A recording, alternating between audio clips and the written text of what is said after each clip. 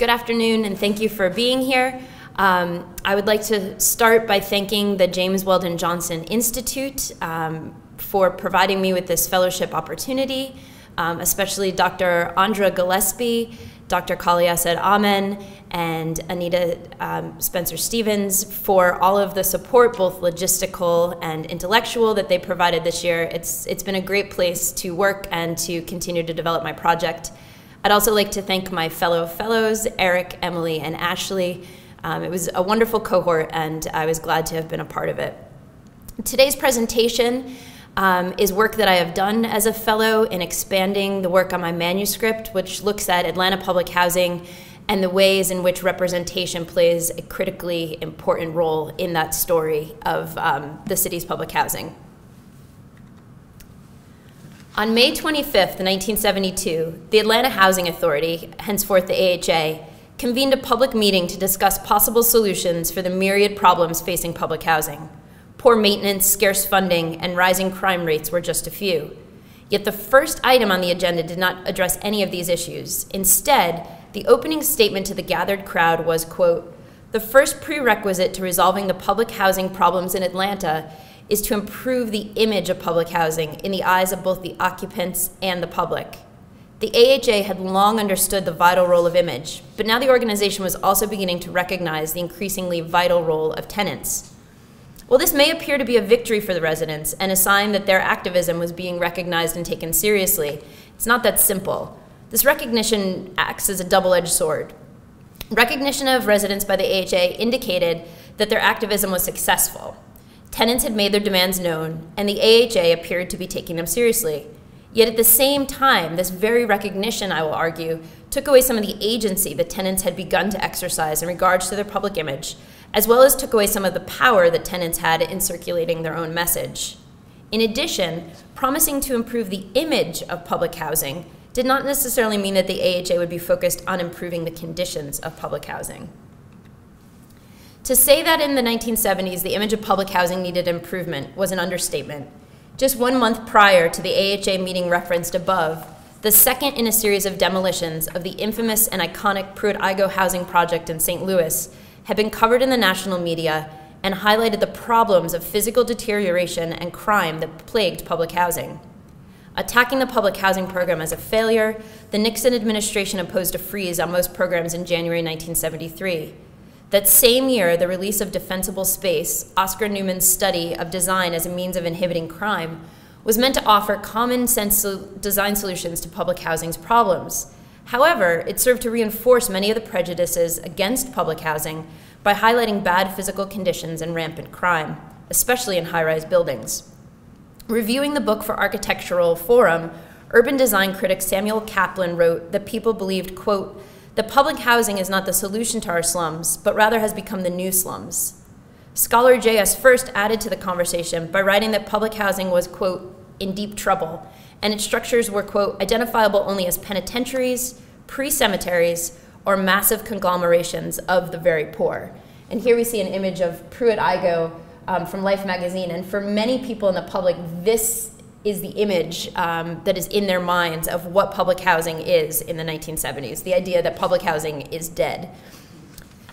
Despite being faced with extreme problems and operating within this dominant negative national rhetoric, as well as combating its own negative local press and media representations, the AHA, the City of Atlanta, and the residents of public housing did not succumb to the idea that public housing was doomed. While media was responsible for revealing public housing's problems, the AHA, as well as tenants, realized that media and public relations could also be fundamental in saving the program and should be put to service to improve the perception of the housing program.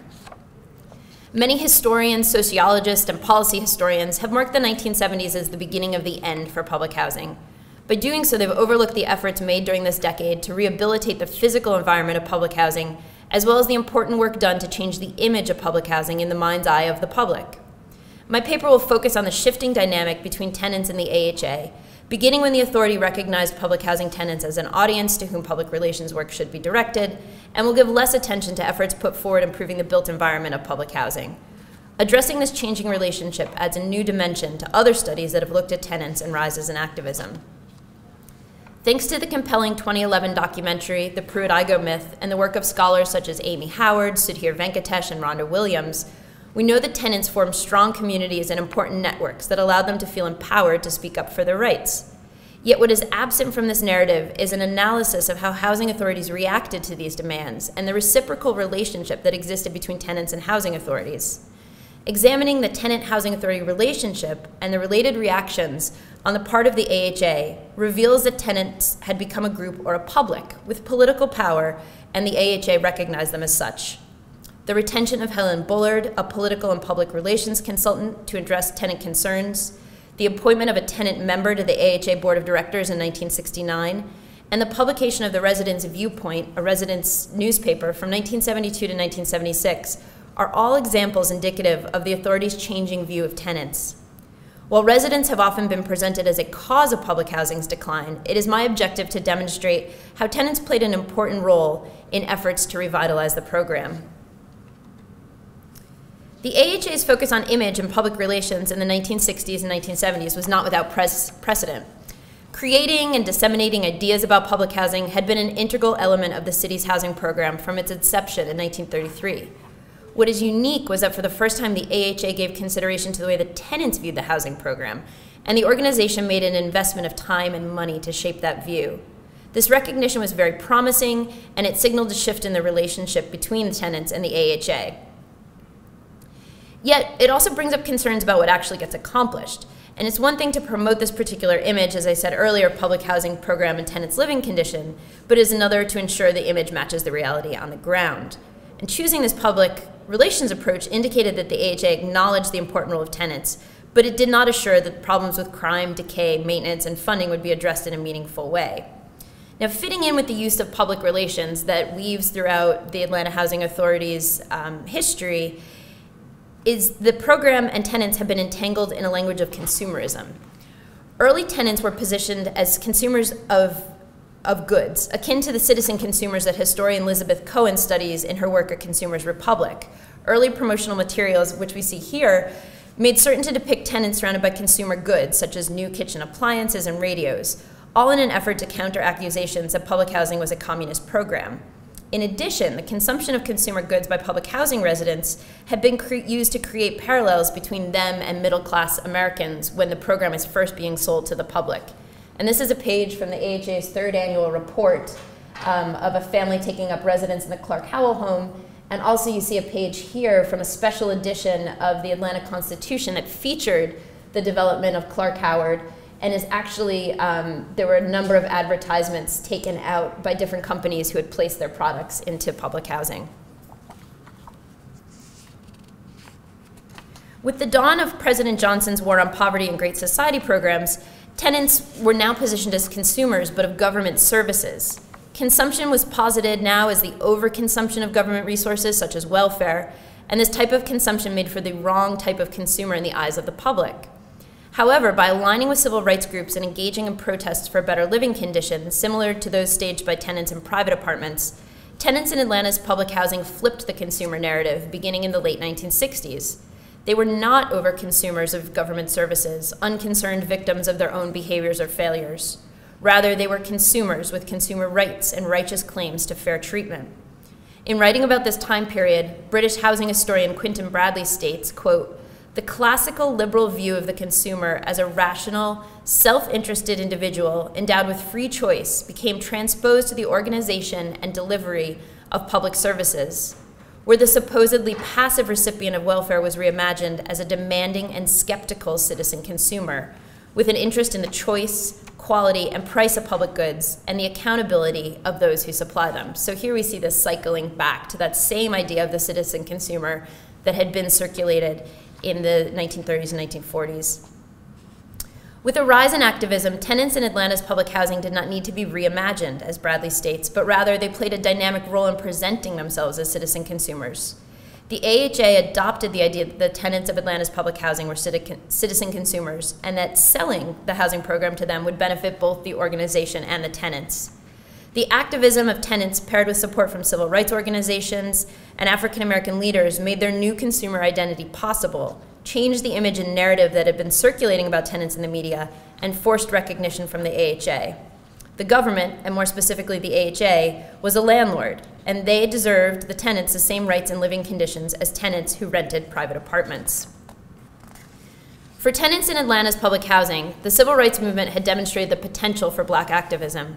African Americans wanted fair treatment and were not willing to accept further delay and excuses.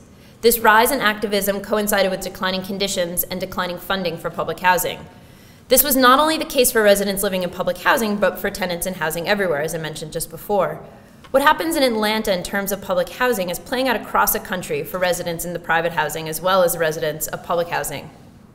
Much of the language of public housing tenants is borrowed from movements for fair housing conditions in general, calls for respect, the right to clean and safe housing, etc. While conditions in public housing were growing increasingly worse in the 1960s and 1970s, and while the image of public housing during this time period was one of increasing disrepute, tenants also had access to more resources and had several local and national movements and organizations from which to draw momentum. Atlanta's public housing residents drew upon all these in formulating and making their demands. Johnson's War on Poverty, which gave opponents of government services the means to position recipients of these government funds as passive recipients of federal money, also offered tenants valuable financial resources. In addition, the Housing and Urban Development, or HUD's modernization program, pushed for tenants to have more of a voice and encouraged tenant organizations and urban rebellions. Urban rebellions and Black freedom protests all opened up more democratic possibilities and provided public housing tenants with a blueprint for making demands for their rights and for respect and dignity. As public housing scholar Rhonda Williams writes, affected by the political context, example, and rhetoric of the 1960s rights struggle, this new generation of activists also demanded respect and dignity as their human rights. They expanded as well as departed from earlier arguments for respectability, which had linked citizenship to the enactment of bourgeois behaviors. The United Nations Subcommission on the Prevention of Discrimination and Protection of Minorities convened in Atlanta in 1964, invited by Morris Abram, a former Atlanta attorney, and the only U.S. member on the committee, and this meeting attracted national and international attention. In an article examining the event, Associate Professor of Law H. Timothy Lovelace, Jr. elucidates how the Atlanta affiliate of the Student Nonviolent Coordinating Committee, or SNCC, used this meeting as an opportunity to challenge racial discrimination in the city of Atlanta. The event helped shape debates about racial discrimination nationally and internationally, but also locally. In addition, in 1968, the Housing Act was signed into law as part of civil rights legislation, and it gave tenants legislative foundations for their claims. The 1968 Poor People's Campaign, organized by the Atlanta-based Southern Christian Leadership Council, SCLC, helped to shape demands made at the national and local level. And here's the cover of the SCLC's newspaper Soul Force, talking about the Poor People's Campaign. And here, a page from the Atlanta Choir featuring Dr. Ralph David Abernathy and the beginning of the campaign. Among the list of demands put forth by the SCLC was the call for recognition by law of the right of people affected by government programs to play a truly significant role in determining how they are designed and carried out. SCLC believed that this and other demands, quote, in their basic form are so simple, so immediately recognizable as just, that it is hard to imagine argument on any point. Locally, the Poor People's newspaper began publication in 1969 out of Atlanta's Emmaus House, an organization to assist people with their rights, as a way to inform public housing tenants about their rights and methods for taking action. The newspaper couches the rights of public housing tenants within the rights of poor people in general, and calls for tenants and all poor people to be given respect and a voice. The paper highlighted successful actions taken by residents against the AHA, and this Poor People's Movement, here we see a page not from the Poor People's newspaper, but from the Great Speckled Bird, outlines practical steps and concrete rights as well. In the politics of public housing, Rhonda Williams states, quote, as Lyndon Johnson's War on Poverty came under attack and public assistance became increasingly unpopular, media coverage emphasized what was wrong about public housing: crime, decay, overcrowding. The grim popular culture images of public housing have obscured its instructive political legacy.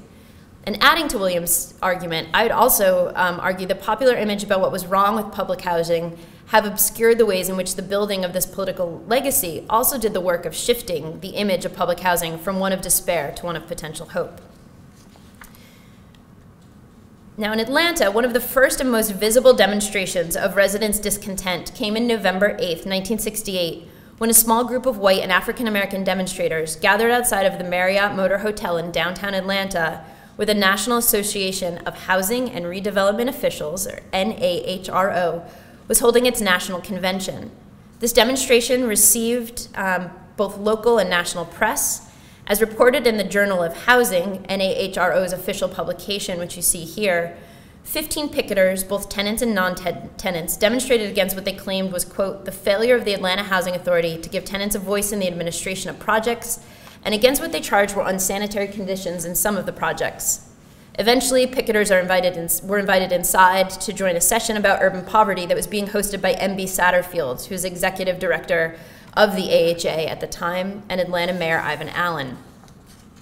One representative for the group was asked to address Satterfield and Allen and share the group's grievances and demands, which were a list of 8. 1, some residents in public housing are charged 3/4 of their income for rent. 2, homes of tenants are entered and searched when the tenants are not there. 3, repairs of apartments, such as replacing of screens, can be made without any notice given to the tenant. Unbelievable prices are sometimes charged. Managers can use this procedure to punish tenants for doing this things management disapproves of. Apartments are infested with roaches and rats. 5, rent goes up once income goes up. Rent can take as long as 3 months, however, to go down when income goes down. 6, tenant associations are under the thumb of management. 7, there are no places for small children to play. 8, there is no grievance procedure. The list concluded with, quote, many other problems exist. These are just a few of the bad ones. In its own reporting on the NAHRO demonstration, the Atlanta Constitution wrote, quote, the pickets inordinately embarrassed Mayor Ivan Allen and Atlanta housing officials who were attending the meeting. The article stated that Allen promised to investigate the picketers' complaints, but that he was privately known to doubt the current tenant movement is one growing from any earnest complaints of housing tenants. The article went on that Allen was savvy enough of a politician not to publicly challenge the demonstrators' motives, and thus damaged his rapport with the city's poor.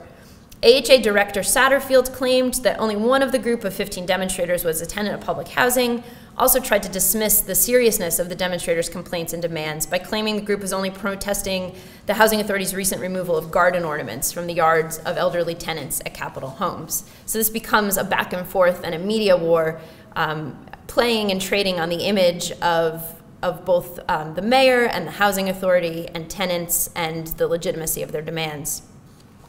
The Great Speckled Bird, the weekly underground Atlanta newspaper, also covered the event, though with greater sympathy towards the protesters and their cause. Shortly after the demonstration at the NAHRO meeting, the group organized as Tenants United for Fairness, or TUF. And here is a flyer that was handed out at the NAHRO. And then this back and forth that was covered in the Atlanta Constitution. And then here, the Great Speckled Bird, and you see, again, Dr. Abernathy speaking to the crowd. These protests and the coverage each received,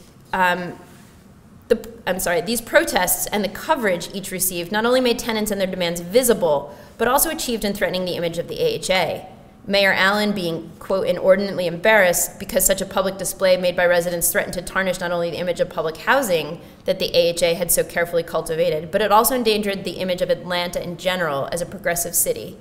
Eventually, the AHA was forced to act and acknowledge the protests and take action to address the demands, lest the Housing Authority's image continue to be damaged. And I think it's interesting to note here that the initial language of tenants' protests and demands is not particularly forceful or autonomous. In fact, in reading the signs that the protesters held up outside of the NAHRO meeting, and in reading the language and the demands from the pamphlet back here, tenants are really beginning to timidly assert their demands, and you can still see them as being very much part of the paternal system of public housing at this point. The signs called for Mayor Allen to save the tenants, and the list of demands handed out in front of the meeting called on the NAHRO also to save them and to intercede on their behalf. At the first official meeting of TUF, 10 days after the protests at the NAHRO meeting, Approximately 50 people were in attendance. In order to increase those numbers for the second meeting, the group distributed 4,000 circulars to public housing tenants. At the second meeting, Tough began a concerted effort, a concentrated effort to sign up members, especially tenants of public housing, but sympathetic outsiders as well. At this meeting, approximately 150 persons, so 3 times who was present at the initial meeting, signed a petition that night to be sent to Mayor Allen. In their own words, Tough organized to protest the, quote, abusive policies and practices of the Atlanta Housing Authority. They sought reforms that would offer direct and immediate effect on the quality of life for public housing residents, but they also sought to gain more dignity and respect for the residents of public housing.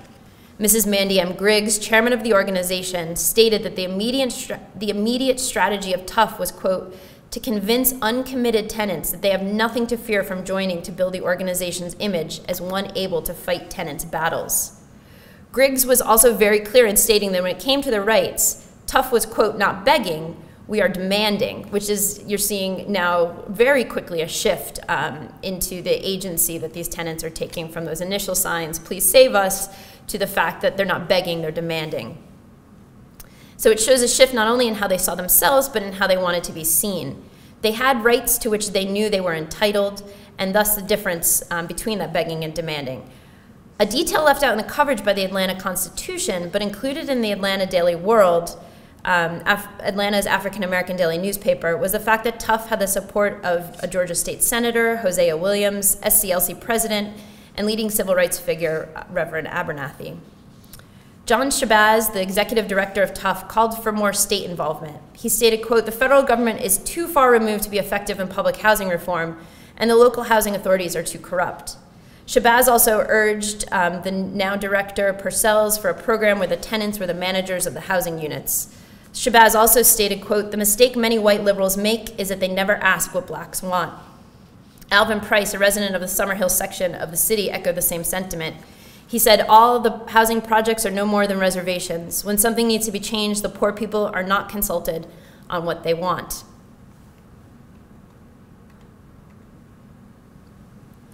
In describing the ways in which the Atlanta Housing Authority was treating public housing tenants, Michael Padnos, a young Atlanta legal aid attorney, stated, quote, it's straight out of Nazi Germany. His conclusion was at the heart of the latest movement against the Atlanta Housing Authority by a minority of the system's 38,000 inhabitants of low-rent public housing. The dissident residents charged officiousness on the part of the housing administrators and project managers and demanded that tenants must be given a voice in policy and decision-making.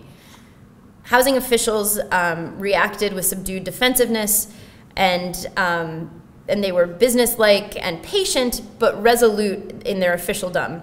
They insisted that they were doing what is best for the tenants and denied that they acted arbitrarily without regard to the wishes of tenants.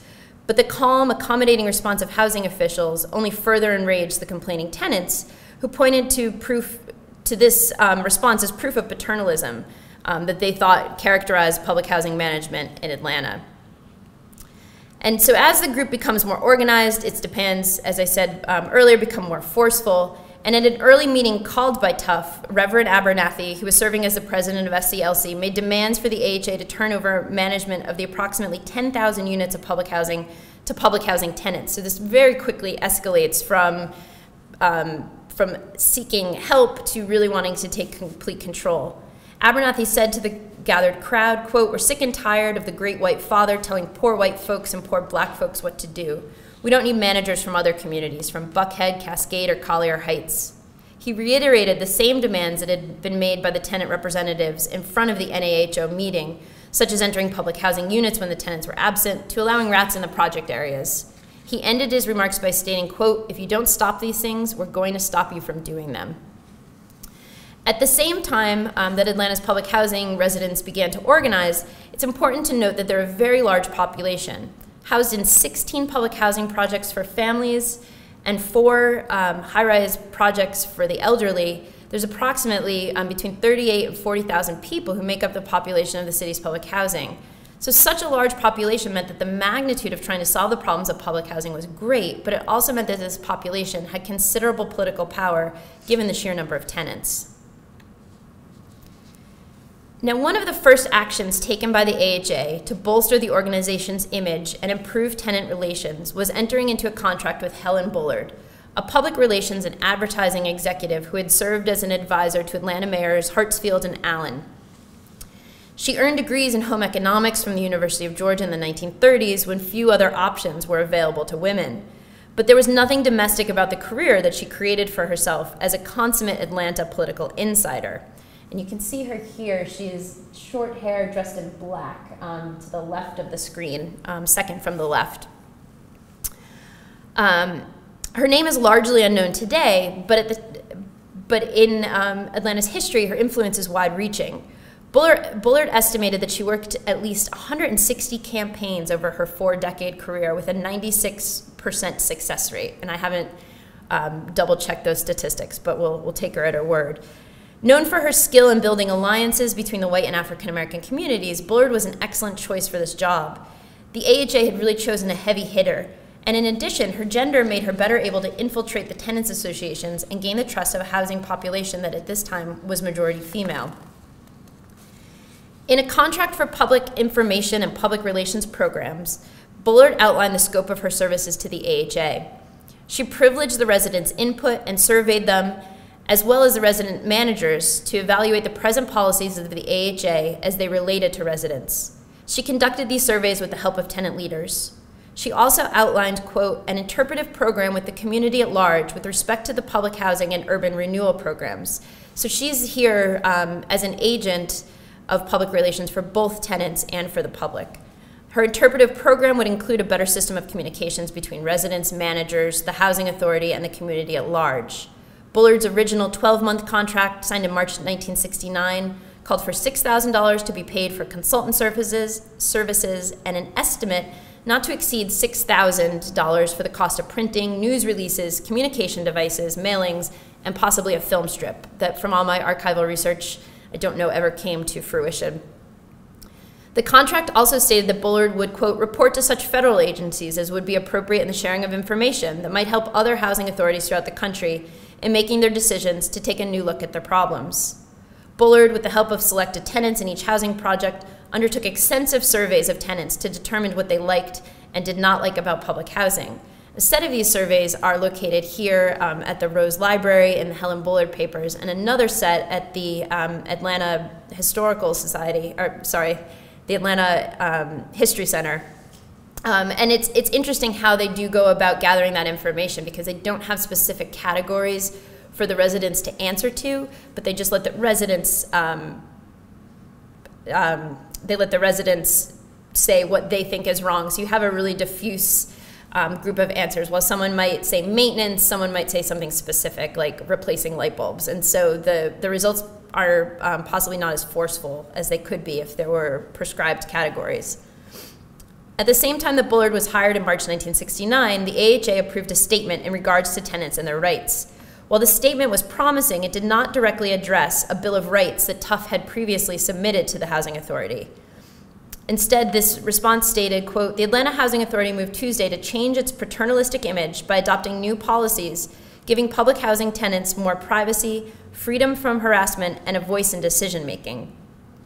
The authority approved a statement that read in part, quote, as far as possible, the overriding consideration at all times will be to give as much freedom and choice as possible to the individual tenant within the framework of the tenants as a group. It is the intention of the Atlanta Housing Authority to assure each tenant the basic rights of privacy, freedom from harassment, and a voice in the making of any decisions that are not contrary to the regulations of the Department of Housing and Urban Development or the Atlanta Housing Authority. The Atlanta Housing Authority pledges itself to be open to suggestions, to listen to complaints, and at all times to do whatever is possible to better conditions for its tenants. Now, the AHA pledged better communication and reiterated respect for tenants and the desire to work towards, quote, a healthy, constructive, satisfying occupancy for all. And so by releasing this statement, the AHA is acknowledging tenants, but in lieu of the approval of the particular Bill of Rights that Tufts had submitted, they're still working within a very paternalistic relationship. And Padnos, the attorney, the Atlanta Legal Aid Society lawyer who I mentioned earlier, is working closely with Tufts, said that the AHA was moving forward but that the action still didn't give the tenants a great enough voice. Now, the establishment of a tenant advisory committee moved closer to giving tenants that voice. A July 1969 memo from Executive Director Lester Parcells to tenant association presidents and Bullard read in part, quote, "The Atlanta Housing Authority wishes to establish an advisory committee that can advise the commissioners on policies affecting the residents of Atlanta public housing and on other matters on which we need a cross-section of opinion. The establishment of this advisory committee is another move on the part of the authority to be responsive to the needs and desires of the residents." Membership of the advisory committee was composed of the president of each resident association, 6 resident members at large, and representatives from such outside organizations as the Atlanta Urban League, Community Council of the Atlanta area, Atlanta Legal Aid, the League of Women Voters of Atlanta and Fulton County, and Miss Susie Laborde, president of the Grady Homes Resident Association, served as chairman of this committee. Under her capable leadership, the various presidents worked as a group in the areas of helping to meet social needs of the resident body, furthering resident education programs, and lending support to the overall improvement of low-rent housing communities. And they also served as a citywide grievance committee. Bullard worked closely with the Community Relations Commission and was credited with maintaining a cordial tone in meetings between the AHA and commission members. Bullard was described as, quote, extremely polite, and she would describe her own role as that of, quote, an interpreter between the commission and the authority, and hoped that being seen in that light would mean that the community would not, quote, mind giving us time and answering our questions. And Executive Director Purcell stated that the formation of the advisory committee as a vehicle for handling grievances is one of the most important and far-reaching decisions that the Housing Authority Commissioners have made. In January 1970, the AHA Board of Directors passed a resolution stating that the board feels that resident representation at board meetings would greatly assist it in keeping in touch with and properly responding to the needs, wishes, and thinking of the residents. So we slowly see more and more acknowledgement of residents and more inclusion of them. They created the position of resident member of the board.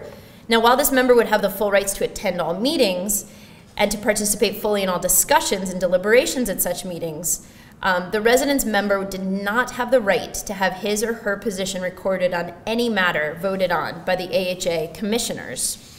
However, the resident member also did not have any voting power. And there would be 2 of these resident members. One would be ex officio, and the chairman of the Atlanta Public Housing Advisory Committee. The other was a resident in public housing who would be selected by the Atlanta Public Housing Advisory Committee. They would serve for a period of 1 year and be selected annually thereafter.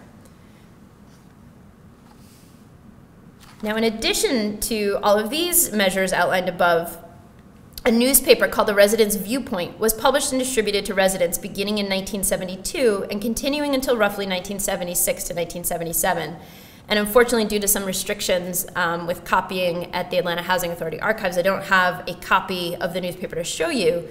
But this publication operated as one of the most powerful public relation pieces because of the way in which it was written and presented. To read the newspaper, it appears that it is not only written for the tenants of public housing, but also completely by the tenants of public housing. In fact, when I first looked at it in the Housing Authority archives, the archivist there actually believed, without any other information to the contrary, that it was a completely tenant-run operation.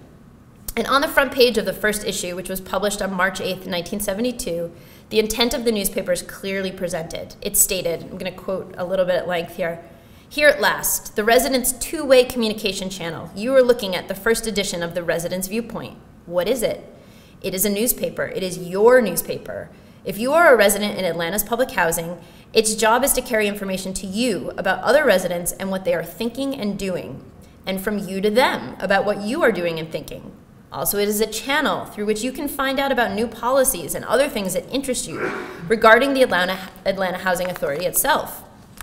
Published once a month, the newspaper featured news items coming from all of the housing projects that were considered to be of general interest to residents. There were letters to the editor, personality sketches of people that were considered to be of interest to residents, such as AHA leaders, local politicians, and tenant leaders.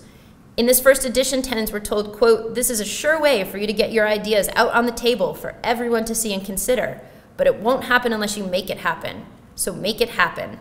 And again, this would lead one to believe that this was a primarily tenant-driven publication, but it wasn't. An August 16, 1972 memo addressed to Lester Parcells, Carl Ware, who's Director of Family and Community Services, Ernest Jackson, who's the AHA's Director of Housing, and PR consultant Bullard, Margaret Ross, the AHA Public Information Officer, as well, includes a very detailed 17-point summary of a meeting that had taken place that day in regard to the residents' viewpoint. And here you see this memo up on the screen.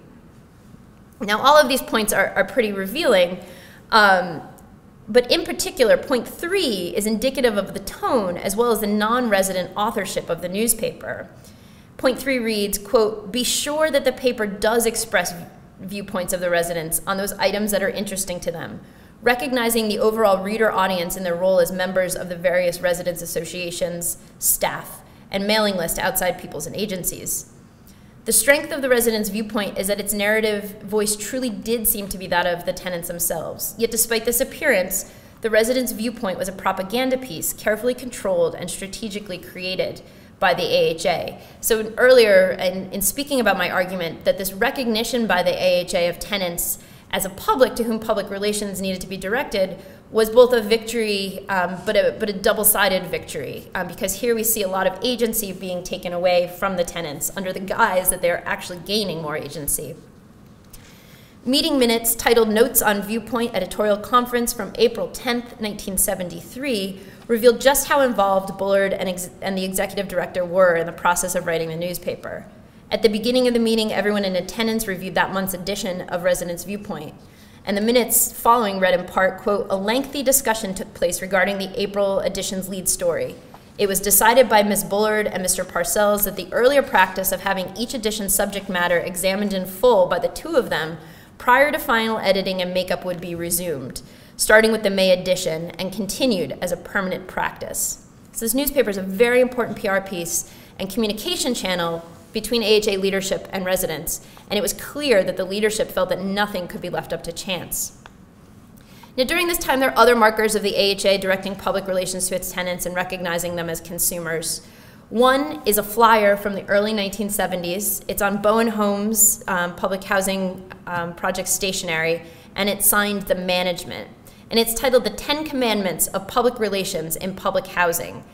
In the consumer is always right language, the flyer outlines how tenants should be treated and the rights that they did have. So this is, again, another acknowledgement that tenants have had some power in being positioned in this way, as this consumer, as this public.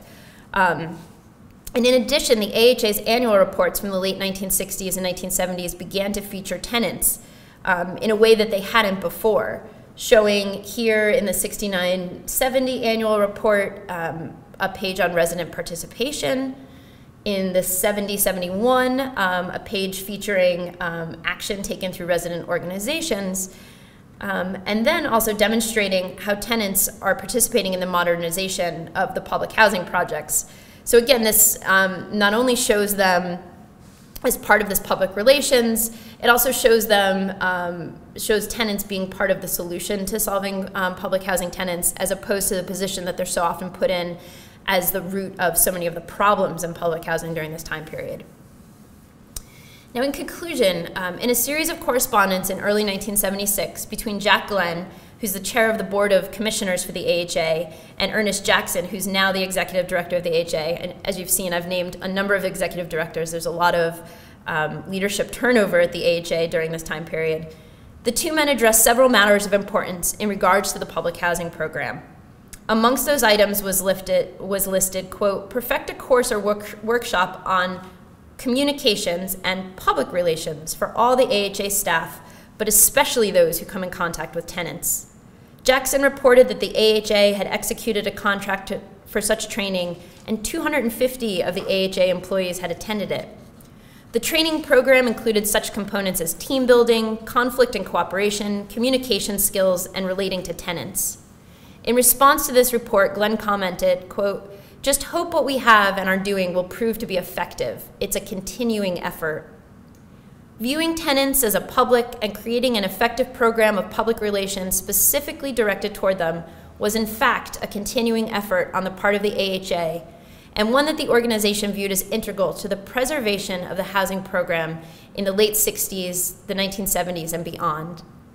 It also reveals the shifting ways in which the Housing Authority viewed tenants, complicates a common narrative that tenants were only part of the downfall of public housing, and also incorporates the role that previous civil rights action had played in shaping the way that tenants asserted their rights.